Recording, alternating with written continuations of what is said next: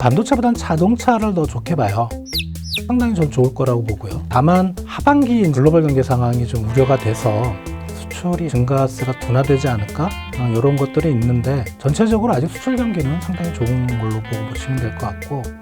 한국경제 구독자 여러분 안녕하세요. 허랑 기자입니다. 퇴근길에 찾아가는 경제 한 끼 시작하겠습니다. 오늘의 한 끼로는 글로벌 재화 수요 둔화가 국내 수출 기업에 미칠 영향을 준비했습니다. 든든한 한 끼를 책임져 주실 주원 현대경제연구원 경제연구 실장님 나와주셨습니다. 안녕하세요. 안녕하세요. 미국에서도 델타 변이 바이러스 재확산세가 심상치 않은데요. 미국의 경기 회복에 속도를 좀 늦출 가능성이 높겠네요. 한두 달 전에 델타 바이러스가 인도서부터 시작이 되면서 이게 상황이 완전히 바뀌어버렸습니다. 그러니까 지금 경제 위기가 원인이 바이러스 때문인데 바이러스를 퇴치를 못하고 바이러스와 함께 살게 되면 경제에도 역시 악영향을 미칠 거다.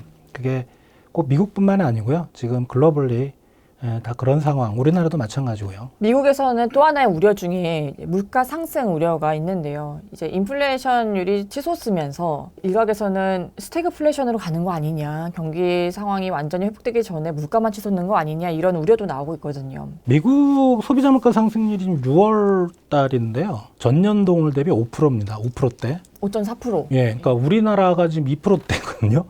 그러니까 말이 안 돼요, 사실. 그러니까 우리나라가 물가 상승률이 미국보다 훨씬 높아야 돼요. 심각한 거죠. 이거는 올해 들어서부터 이제 인플레 우려가 주요국들의 미국만 그런 게 아니라 유로존도 많이 올라갔고요. 지금 뭐 브릭스 국가들도 많이 올라가고 있어요. 올해 초만 해도 원자재 가격 때문에 원자재 가격이 좀 많이 올랐잖아요. 그 영향일 거라고 생각을 했는데 지금 분위기는 단순히 그 영향만 들어가는 게 아니고 사람들이 생각하는 게 원자재 가격 쪽의 공급층 요인, 그다음에 시장 수요가 살아나는 수요층 요인, 이렇게 두 개가 독립적으로 생각들을 많이 했는데 그게 아니고요. 원자재 가격이 오르면 그게 생산자 물가에 영향을 미치고 소비자의 물가에 영향을 미쳐서 실제로 시장 수요가 늘어나거든요. 최근에 라면값 올라간 것도 그런 거예요. 예. 그게 이제 결국은 무서운 거죠. 이제 그런 부분들이 사실은 미국 내외에서도 많이 비판이 되고 있고, 근데 지금 원자재 가격은 조금 6월, 7월 들어서 좀 둔화되는 느낌이에요. 약간씩 떨어지는. 그리고 최근에 이제 실물 경제 자체가 하락하는 그런 조짐들도 있어서 인플레 우려가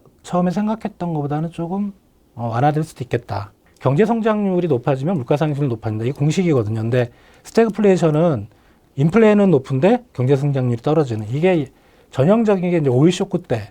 근데 지금의 원자재 가격이 오르는 게 오일 쇼크 수준은 아니거든요. 그래서 스태그플레이션까지는 아니고요. 그냥 인플레는 약간 높은 수준. 스태그플레이션보다 더 우려되는 건 실물 경제의 침체. 상황이 이렇게 되면 이제 미국 연준은 정말 9월에 테이퍼링에 나서서 물가를 잡든지 조치를 취해야 될 것 같은데요. 델타 변이 바이러스가 이렇게 확산세가 되는 게 조기 테이퍼링을 못하게 하진 않을까 또 생각도 들고요. 두 가지를 보거든요. 물가하고 실물 경제인데 물가는 이제 인플레이션율을 보겠죠. 인플레이션율만 놓고 보면 테이퍼링을 할 수 있는 조건은 됐는데 실물 경제는 이제 특히 그 중에서 이제 고용 지표를 봅니다. 고용 지표는 아직, 왜냐하면 실업률이 다시 또 올라갔고요. 신규 실업 수당 청구 건수도 올라갔기 때문에 그 부분은 아직 충족이 안 됐다고 봐요. 그러니까 지금 실업률 5%대 정도인데 이게 미국 연준이 정상적으로 출구 전략을 본격적으로 시행하려면 한 4% 밑으로는 떨어져야 되거든요. 아직 멀었어요, 고용 지표는. 그래서 테이퍼링을 거기서도 자꾸 이제 군부를 떼기는 하는데 군부리라는 게 그런 거죠. 뭐 내부에서 논의 시작했다? 논의조차도 시작 안 했을 수도 있습니다. 사실은. 다만 이제 테이퍼링이 시기의 문제이긴 한데 올해 연말에 테이퍼링이 시작할 수 있을지 아닐지는 아직은 반반이라고 보시면 될 것 같습니다. 사실 국내 주식 투자자 입장에서 제일 관심 갖는 거는 미국의 재화 수요 둔화 시점이거든요. 정말 경기에 기반해서 봤을 때 미국의 재화 수요 둔화가 하반기에 정말 있을 수 있다 이렇게 내다보시나요? 우리가 좀 생각을 약간 좀 돌려야 될 게 지금 미국이 돈을 풀고 유로존도 정책금리를 0%로 지금 동결했잖아요. 우리도 0.5로 가고 모든 국가들이 재정지출 풀고 그다음에 거의 제로금리까지 내려가 있는 정책들이 과연 경기를 부양하기 위한 정책일까? 경기 부양하려고 그렇게 한 거 아니었어요? 경기 살려고? 부양이라는 건 경기를 띄워야 되는 거잖아요. 네. 근데 그거는 이제 통상적인 경기 사이클 상황에서만 이 정도로 그 돈을 풀었다 그러면 경기 뜨죠. 경기 엄청 뜹니다. 근데 우리가 지구라는 별을 봤을 때 국한된 위기가 아니잖아요. 사상 초유의 위기라고 한다면 경기 부양보다는 버티기 위한 지원이라고 보시면 될 것 같아요. 그렇다면은 이것 때문에 세계 경제나 국내 경제가 올라간다? 그렇게 보시면 안 되고요. 만약 올라간다면 코로나가 어떤 식으로든지 그 세력을 줄였을 때 이게 바탕이 돼서 올라가는 거거든요. 이런 경기 부양 효과 때문에 미국 경제가 좋아진다? 이렇게 말하기는 좀 어려울 것 같아요. 결국에는 기본적으로 글로벌 경기의 회복세를 크게 좋게 보시지 않는 거네요. 네, 왜냐하면 지금 미국과 중국 상황을 보면은요, 미국은 2분기 GDP를 정점으로 해서 내년까지 분기별로 계속 성장률이 떨어질 것이라는 전망이 우세해졌고요. 중국이 다른 나라들보다 경기 회복 국면에 작년 하반기에 먼저 들어와 있는데 그게 이제 기술적으로 떨어지는 모습들이 보여요. 생산이나 소비나. 그렇다면 중국의 경제 상황도 나쁜 건 아니지만 점차로 올라가는 쪽보다 내려가는 쪽이다. 미국과 중국이 어떻게 보면 세계 경제를 앞에서 이끌고 있는데 두 나라가 그렇다면 세계 경제가 뭐 또 다른 위기라고 말씀드리기는 어렵겠지만 앞으로는 성장률이 점점 둔화되고 세계 경제를 이렇게 낙관적으로만은 좀 볼 수 없다고 생각이 됩니다.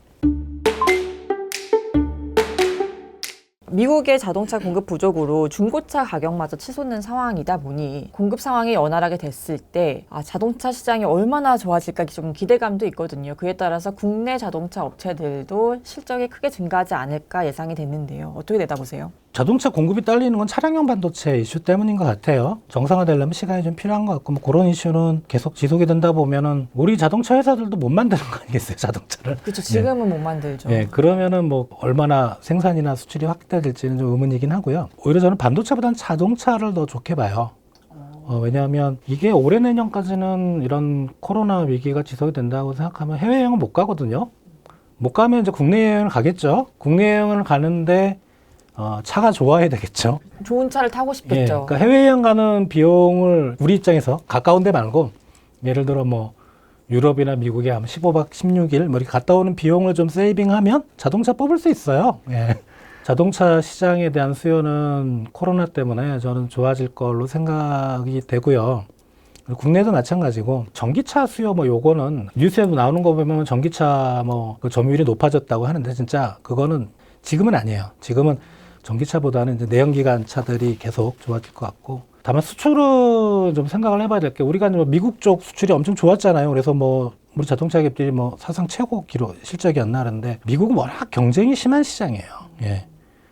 미국 시장 자체, 자동차 시장 자체가 좋았다고 하더라도 언제든 우리가 뺏길 수 있는 부분이 많거든요. 그래서 그걸 너무 좋아할 일은 아니다. 하지만 단기간에는 수혜를 본다. 예, 그렇습니다. 국내 현대차가 2000년대 초반이었죠. 그러니까 미국 시장 점유율을 크게 늘렸을 때 그때 현대차 주가가 엄청 오르고 했었단 말이죠. 그때랑 비교했을 때 지금 미국 시장이 좋아지는 그 수혜를 현대차가 보는 것과 그때와 비교하면 어느 정도 수준일까요? 지금이 더 좋다고 생각이 돼요. 예, 지금이 더 좋다고 생각이 되는데 옛날에 도요타였던가요?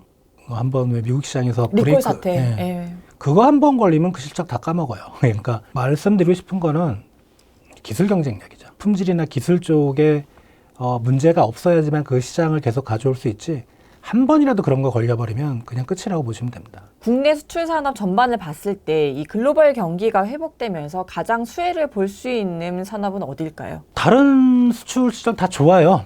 조선, 그러니까 해운은 지금 배가 없거든요. 그리고 이제 신규 그 친환경 선박 수요도 갑자기 많이 늘어났고, 뭐 조선은 상당히 전 좋을 거라고 보고요. 철강하고 유화는 좀 어려웠다가 최근에 이제 그 단가가 올라가면서 조금 회복이 되는 것 같고, 그리고 디스플레이 그다음에 2차 전지 이런 시장도 상당히 좀 수출이 빠르게 증가하고 있고요. 지금은 전차 산업만 주도하는 게 아니고 다른 산업들도 상당히 좀 좋습니다. 다만 하반기 이제 글로벌 경제 상황이 좀 우려가 돼서 수출이 약간 좀 증가세가 둔화되지 않을까?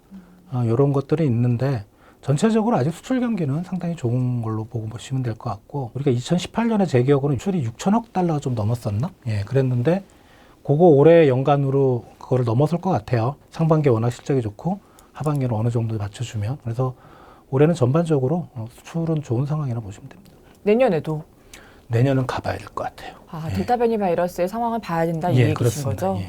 아직 델타 변이 바이러스 확산세가 좀 지속되고 있기 때문에 선진국 경기도 회복이 좀 늦춰질 수 있는 상황인데, 이런 상황에서는 신흥국 경기로의 이 회복세, 온기가 퍼져나가는 건 더 늦어질 수 있겠네요. 아무래도 이제 신흥국은 선진국의 경제 상황에 의존하는 바가 크거든요. 뭐 신흥국들이 제조업 중심이긴 베트남만 하더라도 사실 그 만들어내는 재화를 베트남에서 수요하는 게 아니거든요. 그러니까 선진국으로 수출하고 그리고 신흥국들이 뭐 보면은 이제 원자재를 또 많이 수출해요. 그러니까 원자재 수요가 많이 늘어나는 전제 조건은 선진국 경제 상황이 좋아야 되는데 그런 부분들이 있기 때문에 신흥국도 따라갈 수밖에 없는 선진국 경제를 따라갈 수밖에 없는 그런 상황인데 영국이나 싱가포르처럼 선진국들이 극단적으로 그렇게 해버리면 바이러스와의 공존을 선택해버리면 예, 바이러스의 확산 유무와 상관없이 세계 경제는 바로 정상으로 돌아갑니다. 그 정책 결정을 하기만 하면요. 예, 그 정말 우스운 얘기죠, 그죠? 예. 그래서 영국 상황을 저희들은 좀 심각하게 좀 보고 있어요. 주의 깊게 좀 봐야 되고 어떻게 보면 지금 미국도 그런 쪽으로 가야 될 거 아닌가 그런 생각도 들고요. 서구 선진국들이 참 천박한 자본주의거든요. 돈이 제일 중요해요. 금융, 자본시장의 예. 힘이 크다. 그게 바이러스보다는 더 무섭다는 거죠. 그 사람들 생각은. 그러니까 영국이 이미 그런 쪽으로 가고 있다면 그게 어떻게 보면 주류가 될까 저는 개인적으로 좀 걱정이 되는데 그렇게 해버리면 우리나라도 그렇게 따라갈 수밖에 없고요. 그러면 이제 경제 문제는 모든 게 다 해결이 돼요. 싹 다 해결이 됩니다. 그냥 경제가 완전 오픈되는 거니까. 그럼요. 뭐 출구 전략, 통화 정책도 정상화하고 재정도 정상화하고 뭐 다 해결되죠. 다만 이제 코로나 환자만 늘어나겠죠. 델타 변이 바이러스가 고마운 점은 뭐냐면 확산 속도는 엄청나게 높은데 중증 환자는 없거든요. 독감도 코로나 바이러스예요. 그럼 독감이 돼버리는 거죠. 그럼 경제를 봉쇄할 이유가 없죠. 극단적으로는. 근데 그게 맞는 건지 아니면은 철저하게 방역을 해서 그걸 델타 변이 바이러스를 잡는 게 맞는 건지 그거는 저도 잘 모르겠습니다. 예. 29일 삼성전자가 2분기 실적 발표를 하기 때문에 또 메모리 반도체 업황 얘기를 안 할 수가 없는데요. 삼성전자 같은 국내 반도체 기업들의 2분기 실적은 물론 3분기까지 실적 호조는 이어질 것이다라고 시장은 내다보고 있거든요. 하지만 관건은 향후 6개월에서 12개월 뒤의 업황인 것 같아요. 반도체 업황 어떻게 내다보시나요? 슈퍼사이클은 아닐 것 같다. 예. 왜냐하면 주요 반도체 기업들의 시설 투자가 작년에 거의 마무리가 됐고요. 올해 초 조금 있었고 그리고 뭐 새로운 투자를 계획하고 있는 반도체 기업들이 이렇게 많지가 않아요. 뭐 그렇다면 반도체 경기가 나빠지지는 않겠지만 우리가 뭐 2분기, 1분기 실적보다 더 크게 앞으로 큰 실적이 나올 것 같지는 않다는 생각이 듭니다. 반론 측에서 보면 공급 차질 문제가 해소되면 자연스럽게 수요도 더 증가하는 효과가 나타날 것이다. 이렇게 보는 측면도 있거든요. 전통적인 이론에서는 공급이 수요를 창출하는 게 맞는데 개인적으로는 그렇게 될 것 같진 않아요. 세계 경제가 이렇게 주춤거리는데 반도체 경기만 나홀로 호황이다? 한 몇 분기는 그럴 수 있는데 결국은 세계 경제 상황을 따라가는 게 반도체거든요. 그런 부분도 우리가 좀 생각을 해봐야 될 것 같습니다. 메모리 반도체에서는 슈퍼사이클 아니다라고 확실하게 말씀하셨지만 글로벌 파운드리에서는 슈퍼사이클이지 않을까 생각은 드는데요. 어떻게 생각하세요? 파운드리는 좀 다르게 생각을 해야 되는 부분들이 있어요. 그래서 말씀하신 대로 그쪽은 워낙 좀 공급도 딸리고 시장 상황에 따라서 파운드리 쪽은 호황이 메모리보다는 더 지속이 될 수 있다고 생각이 되고요. 매크로 경제 상황과 따로 가는 산업 경기는 없습니다. 그렇다면 그 호황이 메모리 반도체보다는 더 길 수는 있지만 언젠가는 좀 조정을 받는 국면이 있지 않을까 생각이 됩니다. 미중이 반도체 전쟁을 벌이고 있는 와중에 국내 반도체 업계가 어떻게 영향을 받을 것이냐. 일각에서는 뭐 불똥이 튄다. 한편에서는 어부지리를 얻을 수 있다. 이렇게 의견이 갈리는데요. 일단 파운드리 분야에서 대만의 TSMC와 국내 삼성전자에는 각각 어떤 영향을 좀 줄까요? 플러스 요인일 것 같아요. 삼성전자의 플러스 그렇죠. 요인이다. 삼성전자의 플러스 요인인 것 같죠. 당연히 그만큼 반사이익이 있을 거로 생각이 되는데 TSMC가 이제 생산 능력을 어떤 식으로든지 확충을 하려고 하겠죠. 마켓쉐어를 만약에 뺏기면은 그런 부분들을 생각하면 그 반사이익이 얼마나 오래될까? 예, 그거는 좀 지켜봐야 될 것 같습니다. 뭐 TSMC가 일본의 신규 공장 설립도 뭐 하기로 했고 이런 식의 캐파를 늘리는 게 삼성전자의 마켓쉐어 확장에는 또 걸림돌이 될 수 있다. 그게 정말 이제 생산에 들어가기 시작하면 우리한테는 마이너스 요인이고요. 그 전까지는 우리가 반사이익을 좀 얻을 수 있지 않을까 생각이 됩니다. 최근의 미중 갈등이 트럼프 때의 미중 갈등과 비교하면 어떤 상황이라고 평가하시나요? 트럼프 때는 그냥 관세로 밀어붙였던 막무가내적인 중국에 대한 견제였고 그다음에 바이든 행정부는 관세보다는 기술 패권이죠. 근데 트럼프 임기 마지막 해에 사실은 기술 패권 경쟁이 시작이 됐었어요. 그러니까 중국 기업들에 대한 제재가 들어갔었고요. 그걸 이제 바이든이 이어받은 거거든요. 그래서 지금은 뭐 미중 간의 무역 수지 이게 중요한 게 아니고 중국 기업, 첨단 산업과 관련된 기업들을 미국이 공급망을 통해서 옥죄는 거죠. 중국 시장에서만 해라. 예, 이거거든요. 그러니까 중국 입장에서는 상당히 곤혹스러울 거예요. 왜냐하면 그런 쪽에 앞으로 이제 글로벌 경제 어떤 산업 지형의 선두를 끌고 가고 어떻게 먹거리 산업이 될 텐데 그 산업을 육성하기가 좀 어렵거든요. 그렇다면 중국이 오히려 트럼프 때보다 바이든이 더 까다롭고 그럴 거로 생각이 됩니다. 글로벌 파운드리만 봤을 때는 미중 갈등이 삼성전자에 유리할 수 있다라고 하셨지만 이제 업계 전체를 내다봤을 때는 중국 쪽에 연결되어 있는 국내 반도체 밸류 체인은 악영향을 피할 수가 없겠네요. 중요한 건 우리 반도체나 IT 쪽 수출이요. 중국으로 가는 게 절반이 넘어요. 중국 시장으로 가는 게. 만약에 중국 시장의 IT 산업이 미국과의 어떤 갈등이나 경쟁으로 둔화가 되면 우리 수출에 직격탄을 맞거든요. 우리 반도체나 IT 기업뿐만 아니고 모든 산업들이 사실 중국 시장에 대한 의존도가 높은데 중국이 저렇게 미국한테 눌려서 길을 못 피고 살면 결국은 그 피해는 우리나라 기업들이 받을 수밖에 없겠다 생각이 됩니다. 그럼 또 한편에서는 미국의 반도체 시장이 점점 더 커질 텐데 한미 공조가 강화되는 상황에서 우리는 미국 쪽 밸류체인에서 조금 더 수혜를 볼 수 있는 거 아니에요? 그걸로 중국에서 잃은 만큼 미국에서 얻어서 상쇄할 수 있다 이렇게 생각해 볼 수도 있지 맞습니다. 않을까요? 직관적으로 한번 생각을 해볼게요. 미국의 이제 공급망 재구축 전략인데 그 중에 이제 IT 쪽 반도체 계획인데 미국이 이제 그런 정책을 치고 미국 중심의 공급망으로 다른 나라 기업들이 들어와라라고 이제 얘기를 하잖아요.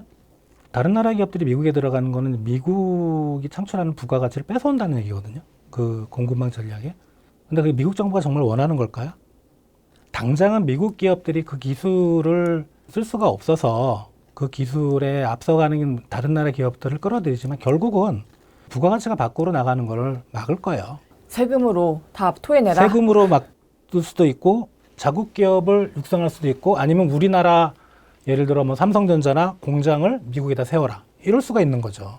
그렇게 되면 과연 우리나라한테 얼마나 이익이 될까? 단기적으로는 좋은 호재이긴 한데 그렇게 미국 중심으로 가는 게 정말 좋은 건지 이건 우리가 한번 생각을 해봐야 됩니다. 지금까지 글로벌 재화 수요의 둔화 그리고 국내 수출 기업의 실적 전망을 살펴봤습니다. 나와주신 주원 현대경제연구원 경제연구 실장님 감사드립니다. 구독자님 든든한 한 끼 되셨나요? 저는 내일 퇴근길 맛있는 한 끼로 찾아오겠습니다. 감사합니다.